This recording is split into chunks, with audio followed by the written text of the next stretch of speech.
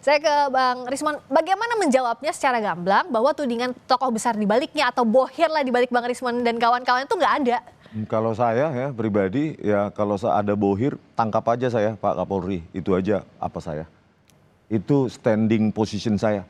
Kalau memang ada tangkap aja langsung saya. Karena apa? Karena itu jahat tindakan itu. Dibayar untuk menganalisa, berarti kan itu hasil analisa saya, berarti hasil dari pesanan berarti. Bukan kajian saya. Gitu, oleh karena itu ya saya tantang Pak Kapolri, kalau memang ya memang ada yang bayar saya tangkap. Gitu. Yang kedua, untuk menegaskan posisi saya ya saya akan kompilasi metode-metode yang saya pakai, dan itu silakan bantah pihak dari Pak Jokowi maupun pihak Pak UGM. Itu aja. Clear. Tidak ada tokoh besar di balik tudingannya Bang Rismon, Bang Roy dan kawan-kawan sejak awal kasus ini berlangsung sampai sekarang. Ya, saya kan menganalisa tentang ijazah dan skripsi ini sejak Maret 2025.